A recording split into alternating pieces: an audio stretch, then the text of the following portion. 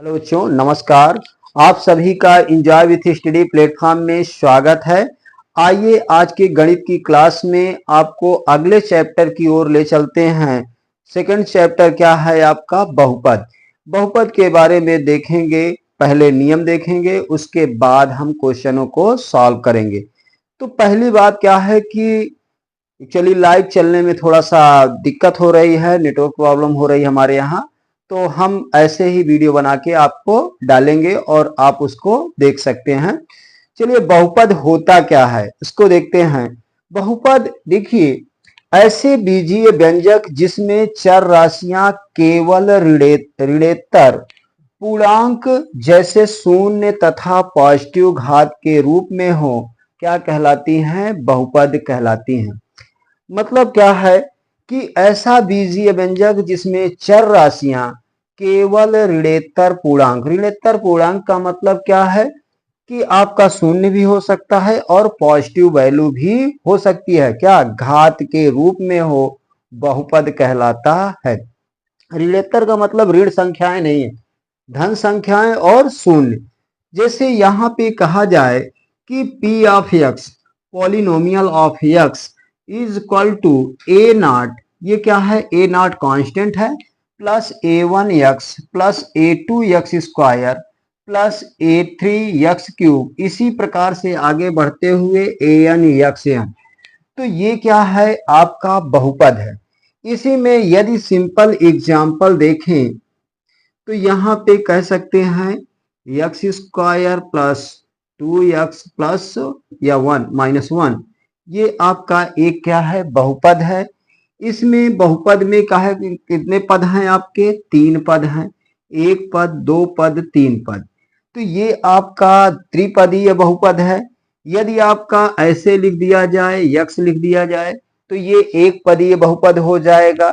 इसके बाद जैसे हम ये 2x प्लस 1 ले लें, इसमें पदों की संख्या कितनी है? 2 है, द्विपदीय बहुपद हो जाएगा। तो उनके पदों के आधार पे बहुपद को बांटा गया है, आपका एक पदीय, द्विपदीय और त्रिपदीय बहुपद। तो यहाँ पे पद के रूप में देखे हैं आपने, क्लास 9th में ऐसा देखा है कि पद के आधार पे हम बहुपद को बांटे हैं। लेकिन यहाँ पे हम पढ़ेंगे आपके घात के रूप में, द्विघात बहुपद, रैखिक बहुपद और त्रिघात बहुपद। तो यहाँ पे पहले हम घात क्या, कैसे काउंट करेंगे इसको देखते हैं। बहुपद की घात p ऑफ x में x की उच्चतम घात के क्या होते हैं? बहुपद की घात कहलाती है। यदि हम देखें पॉलिनोमियल ऑफ x, यहाँ पे पॉलिनोमियल ऑफ x लिखा हुआ है a नॉट प्लस a1x, इसकी घात कितनी है? यहाँ पे 1 है, देखिए यहाँ 2 है, यहाँ 3 है। मैक्सिमम बड़ी बड़ी घात कितनी है आपकी? ये n है। क्या है? n। इसका मतलब n घातीय बहुपद है। क्या है? n घातीय बहुपद। और यहाँ पे जो उच्चतम घात है, यदि हम एग्जाम्पल देखें 3y square minus 9y plus 12 की घात क्या होगी? की घात होगी आपकी 2। क्यों? उच्चतम घात आपकी 2 है। उच्चतम घात कितनी है आपकी? 2। ये देखिए y चर है और y चर की सबसे बड़ी घात क्या है? ये एक भी है, 0 भी है, यहाँ पे क्या है? 0 है। लेकिन सबसे बड़ी घात कितनी है आपकी? 2 है। तो हम क्या करेंगे? 2 लिखेंगे। इसी प्रकार यदि हम दूसरा एग्जाम्पल यहाँ देखें, मान लीजिए कि x क्यूब प्लस x की power 4 minus x square plus x plus 9, ये दिया हो आपका बहुपद, पॉलिनोमियल ऑफ x लिखा है। अब इसकी घात कहें कितनी है? तो आपकी घात यहाँ पे देखिए, सबसे उच्चतम x की घात कितनी है? सबसे अधिकतम x की सबसे अधिकतम घात कितनी है? 4 है। तो इसकी घात क्या हो जाएगी? कि घात आपकी कितनी होगी? 4 होगी। कितनी होगी? 4। तो बहुत इजी है, आपको क्या करना है, कोई भी पॉलिनोमियल दिया रहे उसमें देखिए कि चर राशि की सबसे बड़ी से बड़ी घात किसकी है। ये बड़ी से बड़ी घात दिखाई दे, वही उसकी घात, उस समीकरण की या पॉलिनोमियल की या बहुपद की घात कहलाएगी। अब ये देखिए घात कितने प्रकार के होते हैं आपके बहुपद के प्रकार। बहुपद आपके देखिए रैखिक बहुपद होता है, द्विघात बहुपद होता है, त्रिघात बहुपद। यह घात के आधार पे है। अब यदि सिर्फ बहुपद की कहें, एक पदीय बहुपद, द्विपदीय बहुपद, त्रिपदीय बहुपद, वहां पे पद के आधार पे मैंने देखा था ये 3 पदों वाला बहुपद था, ये एक पदीय, ये द्विपदीय, आगे भी आप बहुपद, बहुपदीय बहुपद आपका ऊपर लिखा हुआ है। ये पद के आधार पे है, एक पद इसको मानेंगे, दूसरा ये, तीसरा ये, चौथा ये। पद के आधार पर बहुपद को भी बांटा गया है, और यहाँ पे घात के आधार पर बहुपद, रैखिक बहुपद, द्विघात बहुपद और त्रिघात बहुपद।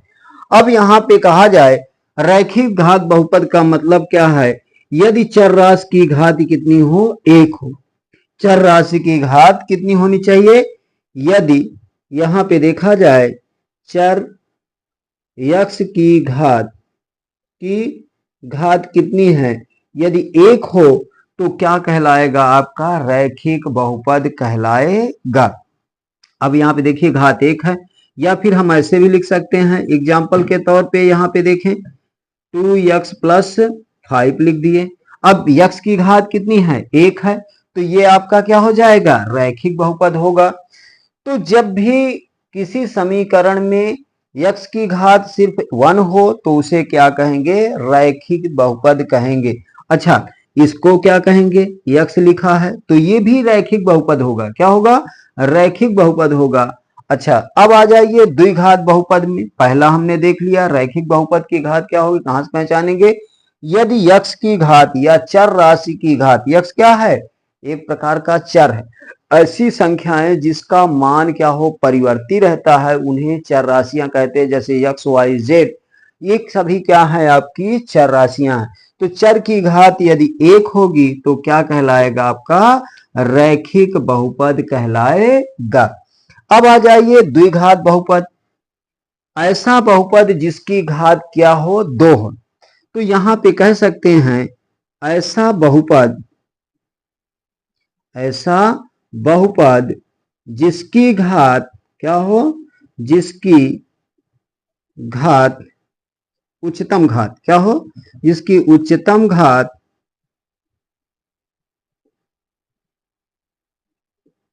कितनी हो, 2।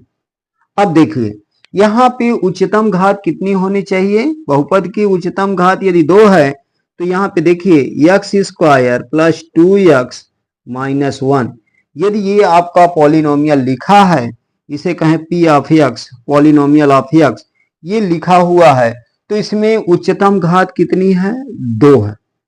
यदि घात 2 है तो इसे क्या कहा जाएगा, आपको द्विघात बहुपद कहेंगे। अब द्विघात बहुपद में आप कोई भी चीज x² - 5x + 6 ऐसे भी बनेगा, ये भी क्या है, आपका द्विघात बहुपद है। तो यहाँ पे आपको चर की अधिकतम घात कितनी होनी चाहिए, 2। यदि चर की अधिकतम घात 2 है तो वो क्या कहलाएगा, द्विघात बहुपद कहलाएगा। अब इसके बाद हम देखते हैं तीसरा नंबर पे त्रिघात बहुपद। ऐसा बहुपद, तीसरी घात में क्या होगा, ऐसा बहुपद जिसमें चर की उच्चतम घात, किसकी, चर की उच्चतम घात क्या होगी, तम घात कितनी हो, 3। यदि यहाँ पे ऐसा बहुपद जिसमें कर देते हैं, यहाँ पे जिसमें चर की उच्चतम घात 2 है तो द्विघात, और 3 है तो क्या होगा, त्रिघात। एग्जाम्पल के तौर पे यदि हम देखें तो जैसे कह दें x³ + x² और +3, ऐसा कोई समीकरण है जिसमें चर की सबसे बड़ी घात कितनी हो, 3 है, तो त्रिघात बहुपद कहते हैं। अब घात के आधार पे और भी क्या बना सकते हैं, चतुर्थ घात बहुपद हो जाएगा। यदि आपके चर की घात क्या हो, 4 हो, तो चतुर्थ घात बहुपद हो जाएगा। और बहुघात बहुपद भी होता है, लेकिन आपको त्रिघात बहुपद तक ही हाई स्कूल में पूछा जाता है मैक्सिमम। वैसे होता है द्विघात बहुपद, लेकिन जाएगा कहां तक, त्रिघात बहुपद तक ही आपको पूछने की संभावना रहती है। आइए अब हम यहाँ पे एक बार फिर से देख लेते हैं कि ये रिवाइज के तौर पे कि कैसे हम इसको अध्ययन करेंगे। तो बहुपद होता क्या है, ऐसा बीजीय व्यंजक जिसमें चर राशियां केवल ऋणेत्तर पूर्णांक का मतलब क्या होता है कि शून्य या पॉजिटिव घात होनी चाहिए। क्या होनी चाहिए, घात के रूप में हो, क्या कहलाता है, बहुपद कहलाता है। अब ये बहुघात बहुपद आपका जैसे p of x, polynomial of x a nought plus a one x one plus a two x two plus a three x three, इससे प्लस आगे जुड़ता हुआ ए एन एक्स एन है। तो यहाँ पे ये क्या है, बहुपदीय बहुपद कह सकिए या बहुघात बहुपद भी कह सकते हैं।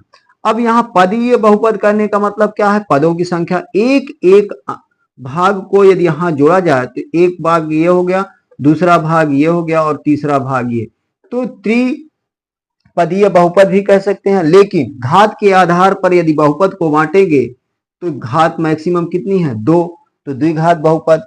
इसमें x की घात कितनी है, 1 है, तो ये रैखिक बहुपद हो गया। इसमें भी x की घात कितनी है, 1 है, तो ये भी क्या है, आपका रैखिक बहुपद है। अब इसके बाद घात पहचानेंगे कैसे कि बहुपद की घात जैसे निकालना हो, तो आपके जो पॉलिनोमियल है या बहुपद है उसमें सबसे पहले आपको देख लेना है कि चर की उच्चतम घात कितनी है। चर की उच्चतम घात जितनी होगी वही आपकी क्या कहलाएगी, उस समीकरण की घात कहलाएगी। जैसे यहाँ 3y² माइनस 9y1 प्लस 12, इसमें घात अधिकतम कितनी है, 2, तो ये इसकी घात कितनी हो जाएगी, 2। इसमें देखिए दूसरा example, polynomial of x P of x कह सकते हैं, एक्स क्यूब प्लस एक्स की power 4 minus x square plus x plus 9 की घात सबसे बड़ी कितनी है, 4। देखिए 3 4 2 1 ये सब दिया है, लेकिन सबसे बड़ी क्या है, 4, तो घात कितनी हो गई, 4। इसके बाद बहुपद के प्रकार देखें तो पहला है रैखिक बहुपद। रैखिक बहुपद ऐसा बहुपद जिसमें चर राशि की घात 1 हो, क्या हो, 1 हो, तो उसे कहते हैं रैखिक बहुपद। तो यहाँ पे देखिए 2x प्लस 1 है, x की घात कितनी है, 1 है, तो ये आपका क्या कहलाएगा, रैखिक बहुपद। इसी प्रकार x अकेला लिखा है तो इसकी घात भी कितनी है, 1 है, ये रैखिक बहुपद कहलाएगा। इसके बाद यदि कोई नंबर अकेला दे देता है तो वो भी क्या है, कांस्टेंट की तरह हो गया, क्या है, इसमें चर राशि नहीं। तो यहाँ पे इसके बाद द्विघात बहुपद। द्विघात बहुपद में क्या है, ऐसा बहुपद जिसमें चर की उच्चतम घात कितनी हो, 2 हो, द्विघात बहुपद कहलाता है। जैसे x² प्लस 2x माइनस 1, इसमें x की घात कितनी है, अधिकतम 2 है। इसके बाद p ऑफ x में देखा जाए तो x² माइनस 5x प्लस 6, इसकी उच्चतम घात कितनी है, 2 है, तो ये द्विघात बहुपद। अब त्रिघात बहुपद का मतलब ऐसा बहुपद जिसमें चर राशि की उच्चतम घात कितनी हो, 3 हो, तो उसे त्रिघात बहुपद कहते हैं। देख लीजिए x cube plus x² minus x plus 3, x की सबसे उच्चतम घात कितनी है, 3 है, तो इसे त्रिघात बहुपद कहेंगे। आइए आगे देखते हैं बहुपद के शून्य। किसी बहुपद में ऐसी संख्या जिसे बहुपद के चरों में रखने पर बहुपद शून्य हो जाए, वह संख्या क्या कहलाती है, बहुपद का शून्यक कहलाती है। कोई भी आपका देखिए, कोई ऐसी संख्या यदि बहुपद के चर में रख दिया जाए, चर के स्थान पे, और बहुपद के मान को क्या कर दे, शून्य कर दे, तो उसका क्या कहलाता है, शून्यक कहलाता है। आइए यहाँ पे देखते हैं। जैसे मान लीजिए कि आपका एग्जाम्पल के तौर पे ये आपका एक बहुपद है p ऑफ x, और इसमें लिखा हुआ x² माइनस 3x माइनस 4 हमने ले लिया। अब इसका शून्यक क्या होगा, आपको मान लीजिए कि यहाँ पे का शून्यक हम मान रहे हैं कि x बराबर -1 या 4। अब कोई भी ऐसा वैल्यू रखें जो इसके पूरे मान को क्या कर दे, शून्य कर दे, चर के स्थान पे रखेंगे। यदि हम x बराबर -1 रख दें तो यहाँ पे देखेंगे कि क्या शून्य वैल्यू आ रही है। अब देखिए x के स्थान पे रख रहे हैं तो जहां जहां भी आपको x दिख रहा है वहां पर क्या करेंगे, उस संख्या को रखेंगे। तो यहाँ पे रख दीजिए। यहाँ पे देखिए -1 की पावर एक्स स्क्वायर, सॉरी -1 की पावर 2 -3 इंटू -1 और -4। अब देखिए क्या होगा, -1 का स्क्वायर कितना हो जाता है, +1। कैसे, देखिए -1 का स्क्वायर का मतलब होता है -1 इंटू -1। अब यहाँ पे माइनस इंटू माइनस क्या हो जाएगा, प्लस, और एक का गुणा एक में करेंगे तो कितना हो जाएगा, 1। तो यहाँ पे आपका +1 हुआ, आप डायरेक्टली 1 लिख सकते हैं। माइनस गुणे माइनस क्या हो जाएगा, प्लस हो जाएगा, 3 के 3 हो गया, और -4। अब इसको सॉल्व करें तो 3 और 1 जोड़ेंगे, धन वाली संख्याओं को जोड़ लेंगे और माइनस फिर कर देंगे, तो 4 - 4 क्या हो गया, 0। इसका मतलब x बराबर -1 क्या है, इस बहुपद का एक शून्यक है। अब यहाँ पे दूसरा कंडीशन, यदि हम कोई 4 ले लेते हैं, x बराबर 4 ले लेते हैं, तब हम देखते हैं, क्योंकि क्या निकलता है, P ऑफ 4। अब हम रख के देखें, x के स्थान पे रखें तो जहां जहां आपको x दिख रहा है वहां पे आप 4 रख देंगे। ये लीजिए 4 का स्क्वायर हो गया -3 इंटू 4 -4। अब यहाँ पे गुणा करिए, 4 का स्क्वायर मतलब 4 दो बार गुणा है, 4 स्क्वायर का मतलब होता है 4 इंटू 4।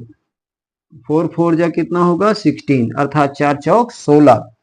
कितना हो जाएगा, 16 हो गया, और 3 चौक 12 हुआ, और -4, -12 में -4 जोड़ेंगे तो कितना हो जाएगा, -16। 16 -16 बराबर कितना हो गया, 0। तो कह सकते हैं कि P ऑफ x के शून्यक क्या हुए, के शून्यक हुए, के शून्यक आपके हैं -1 और 4। क्या हुए, -1 और 4 है। अब यहाँ पे हमने यहाँ पे देख लिया कि शून्यक हमने दिए हुए थे, कोई संख्या हमने अपने से मान के किया, जो शून्यक ज्ञात किए। एक स्थिति और कह सकता है कि यदि आपका कोई बहुपद दिया है और कह दे कि इसका शून्यक ज्ञात कीजिए। अब मान लीजिए हम इसी को दूसरे तरीके से देखें। दूसरे तरीके से देखने का मतलब, यदि आपका बहुपद दिया है और उस बहुपद का कह दे कि शून्यक ज्ञात कीजिए। अब यहाँ पे इसका शून्यक ज्ञात करना है, तो शून्यक ज्ञात करने के लिए क्या करना पड़ेगा, उस समय यदि शून्य ज्ञात करना है तो उस समय P ऑफ x बराबर क्या करेंगे, हम रख देंगे 0। इसका मतलब P ऑफ x का स्थान पे 0 कर देंगे, और फिर इसका, इस आपका समीकरण है, इसका गुणनखंड करेंगे, और हमसे क्या होगा, ये शून्य अपने आप निकल के आ जाएगा। तो आइए यहाँ देखते हैं। तो x square -3x -4 equal to क्या हो जाएगा, 0 हो जाएगा। अब इसका गुणनखंड कर लीजिए। पहले यहाँ x स्क्वायर का गुणांक कितना दिख रहा है, कुछ नहीं दिख रहा है, यहाँ पे 1 हो गया, और कांस्टेंट अचर पद कितना है, 4। इन दोनों संख्याओं को क्या करिए, गुणा कर लीजिए, तो 4 और 1 का गुणा कितना होगा, 4 होगा। अब इसको दो ऐसे खंडों में करिए जिनको जोड़ने या घटाने पर कितना आ जाए, आपका 3 आ जाए। तो यदि हम 2 गुणे 2 करते हैं तो 2 में से 2 घटाएंगे तो 0 आ जाएगा, और 2 में 2 जोड़ेंगे तो 4 हो जाएगा। अर्थात x का जो गुणांक आना चाहिए वो नहीं आ पा रहा है। लेकिन यहां नजर डालिए, 4 गुणे 1 है, यदि हम इसमें 4 में से 1 घटा दें तो 3 आएगा कि नहीं आएगा, आ जाएगा। अब यहाँ पे एक बात और अटक गई कि यहाँ निगेटिव है और यहाँ पॉजिटिव आ रहा है, तो चिन्ह बदल लीजिए, -4 कर लीजिए, इसको प्लस, तो यहाँ पे आ जाएगा कितना, -3 आ जाएगा। कितना आ जाएगा, -3। अब यहाँ पे आपने देखा कि यदि हम ऐसे गुणनखंड करने के लिए आपको ये चीजें आपको ध्यान देना पड़ेगा। तो आइए अब इसका गुणनखंड कर लेते हैं। तो यहाँ पे लिखेंगे x स्क्वायर माइनस कितना है, 4। अब उसके साथ ही x जरूर लगा देंगे, 4x, और 1 के साथ ही x लगाएंगे, पहले चिन्ह प्लस है, 1 के साथ ही x तो 1x हो गया, -4 इक्वल टू 0। अब यहाँ दो दो पदों में क्या करेंगे, उभयनिष्ठ निकालेंगे, अर्थात कॉमन वैल्यू निकालेंगे। तो देखिए यहाँ पे x दोनों में कॉमन दिख रहा है, यहाँ एक्स स्क्वायर है, यहाँ x है, तो हम क्या करेंगे, यहाँ से x कॉमन ले लें तो क्या हो जाएगा, x माइनस 4 हो जाएगा। और इधर यहाँ पे देखिए इसमें दोनों में कुछ कॉमन दिख रहा है, नहीं दिख रहा है, केवल एक कॉमन है। क्यों? क्योंकि एक सभी का गुणनखंड होता है। तो यहाँ पे हम एक कॉमन ले लेते हैं, तो बचा क्या, x माइनस 4 इक्वल टू 0।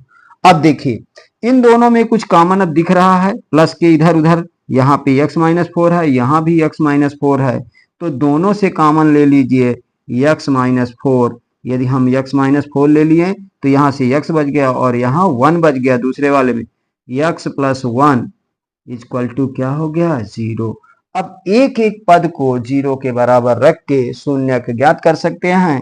तो यहाँ से x माइनस 4 बराबर 0 लिए पहली बार, तो आपका क्या हो गया, x बराबर 4। पहला शून्यक आपका क्या हो गया, x बराबर 4। दूसरा आपने क्या किया, x प्लस 1 इक्वल टू 0 ले लिया, क्योंकि ये पद भी 0 के बराबर है और ये पद भी 0 के बराबर है। तो x प्लस 1 बराबर 0, तो यहां से कह सकते हैं x बराबर माइनस 1। अच्छा, यहाँ पे दो शून्यक आपको निकल के आ गए। तो इस प्रकार से, या फिर यहाँ पे शून्यक है या नहीं, पहली स्थिति में हम शून्यक चेक करने की स्थिति आ जाए तो चेक करने में क्या है, दिया रहेगा, उस डाटा पर चेक करेंगे कि समीकरण में x का मान, चर का मान रखने पर यदि वैल्यू क्या हो जाती है, शून्य हो जाती है, तो वो आपके वो जो वैल्यू हैं वो इसके इस समीकरण के बहुपद के क्या हैं, शून्यक हैं। और यदि वैल्यू रखने पर समीकरण का मान शून्य नहीं होता है तो इस समीकरण के अर्थात बहुपद के शून्यक नहीं है। पहली चीज तो हमने रख के देखा, जब यहाँ पे -1 रखा तो आपका वैल्यू कितना आ गया, शून्य आया। और 4 भी रख के देखा, x बराबर 4, कहाँ पे, x के स्थान पे रखे, रखने के बाद देखा p ऑफ 4 इक्वल टू 4 का स्क्वायर माइनस 3 इंटू 4 माइनस 4, रख के हमने देखा तो वैल्यू कितनी आई, 0 आई। इसका मतलब x बराबर -1 और 4 क्या है, शून्य का है। ये तो आपको शून्य चेक करने के लिए है, लेकिन कभी कभी ऐसा करता है, आगे क्वेश्चन में ये भी कह देता है कि बहुपद है तो इसके शून्य ज्ञात कीजिए।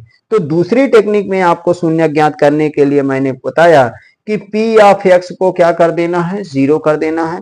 p of x equal to 0, ये देखिए हमने 0 कर दिया तो क्या बचा, x square minus 3x minus 4 बराबर 0। फिर इसके बाद हमने इसका गुणनखंड कर दिया, x square minus 3x minus 4 का गुणनखंड। इसको गुणनखंड करने का नियम क्या होता है, इस चीज को ध्यान दीजिएगा। पहले हम क्या करेंगे, एक्स स्क्वायर का गुणांक देखेंगे, यहाँ क्या लिखा है एक्स स्क्वायर के पहले, और उस गुणांक के बाद यहाँ पे देखेंगे अचर पद कितना है। एक्स स्क्वायर का गुणांक कुछ नहीं दिख रहा तो 1 है, और अचर पद कितना है, 4 है। तो 4 और 1 का गुणा किया गया तो 4 ही आया। अब उस पद को ऐसे दो खंडों में तोड़ना है जिसको जोड़ने या घटाने पर यक्ष का गुणांक बन जाए। यक्ष का गुणांक कौन होता है, यक्ष ये है, इसका गुणांक जो इसके आगे लगा हुआ है, इतना मान आ जाना चाहिए। तो अब हमने देखा यदि 4 को 2 गुणे 2 तोड़ते हैं तो 2 प्लस 2 हो 4 हो जाएगा, 2 प्लस 2 बराबर 4 हो जाएगा, और 2 में से 2 घटाते हैं तो 0 हो जाएगा। इसका मतलब ये पॉसिबिलिटी नहीं। जब ये पॉसिबिलिटी नहीं है तो इधर नजर डालिए, 4 और 1 का गुणा 4 आया है, यदि हम 4 में -4 ले लें और +1 कर दें तो वैल्यू कितनी आ जाएगी, -3, यक्ष का गुणांक आ गया। अब इसी खंड को हम क्या करेंगे, दो भागों में यहाँ पे रख दिए, तो क्या रखा गया, पहला पद आपका उसी प्रकार उतर के आ गया यक्ष स्क्वायर, फिर आपका कितना है -4, ये लीजिए -4, उसके साथ हम यक्ष क्या करेंगे, चिपका देंगे। हमने क्या किया, -4 के साथ यक्ष चिपका दिया। इसके बाद 1 है, 1 के साथ क्या किया, यक्ष चिपका दिया, 1 यक्ष लिखें चाहे यक्ष लिख दें, -4। अब दोनों संख्याओं में 4 पद बन गए, 1 2 3 4 पद बने। तो दो दो पदों में क्या करेंगे, कॉमन कर लेंगे। अब यहाँ पे इन दोनों पदों में देखा जाए तो यक्स है और यहाँ यक्स स्क्वायर है, यक्स कॉमन दिख रहा है तो यक्स हमने क्या किया, निकाल लिया। अब यहाँ पे निकालने का तरीका क्या होता है, यक्स की सबसे छोटी घात निकाला जाता है किसी भी पद की, बड़ी घात निकाल लेंगे तो यहाँ है नहीं, निकालना संभव नहीं है। तो आपको यक्स निकालना है, यहाँ भी है यक्स, निकाल लिया गया तो यक्स माइनस 4 हो गया, प्लस अब दोनों में 1 कॉमन है तो हमने 1 निकाल लिया, यक्स माइनस 4 इक्वल टू 0। अब यक्स माइनस 4 यहाँ से, यक्स माइनस 4 यहाँ से, दोनों से बाहर निकाल लिया गया तो यहाँ से यक्स बच गया और यहाँ से 1, यक्स प्लस 1 तो इक्वल टू 0 आ गया। अब यहाँ पे एक एक पद को 0 के बराबर करेंगे, यक्स माइनस 4 इक्वल टू 0, ये लीजिए यक्स माइनस 4 इक्वल टू 0, तो यक्स बराबर क्या हो जाएगा, 4 को पक्षांतर कर दिया है राइट साइड, जब राइट साइड पक्षांतर करेंगे तो यहाँ माइनस था तो उधर जाने पर प्लस हो जाएगा, अर्थात यक्स बराबर कितना हो गया, 4। अब यहाँ पे देखिए दूसरा पद यक्स प्लस 1 बराबर 0 है, तो यक्स प्लस 1 बराबर हमने कर दिया 0, तो 1 को पक्षांतर किए तो यक्स बराबर माइनस 1 आ गया। तो इस प्रकार से शून्य के बहुपद आपको निकालने के दो तरीके हैं, या तो आपको शून्य चेक करने की आ जाएगा, या फिर बहुपद के से क्या करना होगा, शून्य के ज्ञात करना होगा। तो इस प्रकार हम शून्य के ज्ञात कर सकते हैं। तो हम इसमें डिफिनीशन में क्या सीखा कि ऐसी संख्या जो बहुपद में रखने पर पूरे बहुपद को क्या कर दे, शून्य कर दे, तो बहुपद का शून्य कहलाता है। डिफिनीशन कभी नहीं आती, लेकिन आपको तरीके लगाने पड़ते हैं, इस चीज को आपको विशेष ध्यान है। बहुपद के शून्य के ज्यामितीय रूप से ज्ञात करना, किसे, बहुपद के शून्य के ज्यामितीय रूप से ज्ञात करना। ज्यामितीय रूप का मतलब है ग्राफिकल रूप से हम बहुपद को के शून्य कैसे ज्ञात करेंगे। इसके लिए ध्यान से सुनिएगा कि कोई भी वक्र यक्स अक्ष को जितने बिंदुओं पर कट करता है या स्पर्श करता है उतने ही उसके क्या होंगे, बहुपद के शून्यक होंगे। शून्यकों की संख्या निकालना है। जैसे मैं कहूं एक सिंपल वे में कि कोई भी वक्र, अब कोई भी वक्र का मतलब यहां पे समझिए, मैं एक वक्र लेता हूं, ये आपका वक्र है, ऐसे चला रहा है, ऐसे जाके ऐसे निकल जा रहा है, ये ऐसे वक्र बना हुआ है। यक्स अक्ष को जितने बिंदुओं पर क्या करेगा, कट करेगा, उतने ही उसके शून्यक होंगे।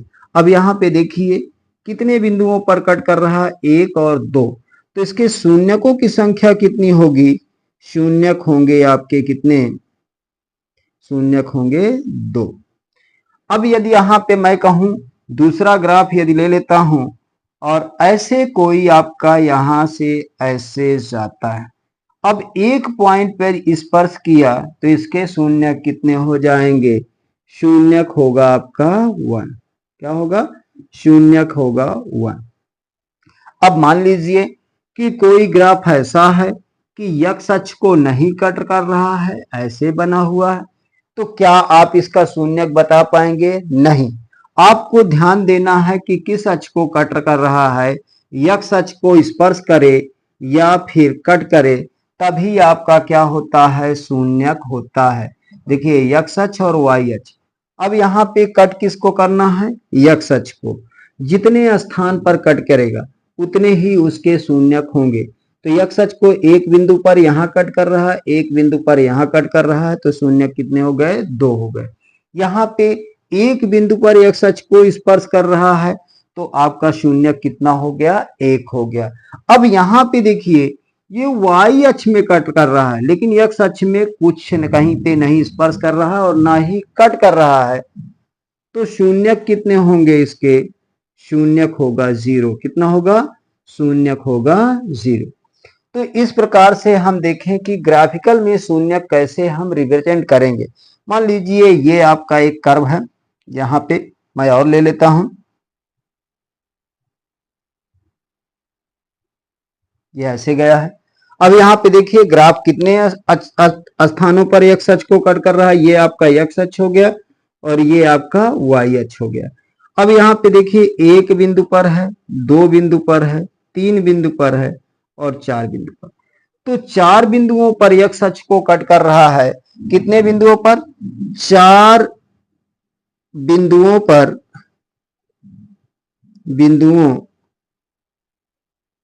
पर x अक्ष को वक्र कर दीजिए। वक्र 4 बिंदुओं पर x अक्ष को काटता है, अतः शून्यक कितने होंगे? शून्यक होंगे आपके 4। कितने हो जाएंगे? 4। तो इस चीज को याद रखिएगा, x अक्ष में जितने स्थानों पर कटेगा वही उसके उतने ही शून्यक होंगे। और यदि x अक्ष को स्पर्श नहीं करता और ना ही कट करता है तो उसके कोई भी शून्यक नहीं होंगे। जैसे यहाँ पे बनाया गया है, या फिर यहाँ पे देख लीजिए, ये x अक्ष है, ये y अक्ष है, और ये कर्व ऐसे ऐसे करता हुआ चला जाए तो क्या इसके कोई शून्यक होंगे? तो शून्यक 0 होंगे। क्या होंगे? शून्यक आपके होंगे 0। शून्यक बराबर क्या हो जाएगा? 0। तो इस प्रकार हमने देखा कि शून्यक आपको ग्राफिकल रूप से कैसे देखें। और अगली क्लास में हम आपको बताएंगे कि पॉलिनोमियल से कैसे हम ग्राफ ड्रा करते हैं और उसके शून्यक ज्ञात करते हैं। और क्वेश्चन भी आपके प्रश्नावली 2.1 और 2.2 स्टार्ट हो जाएगा।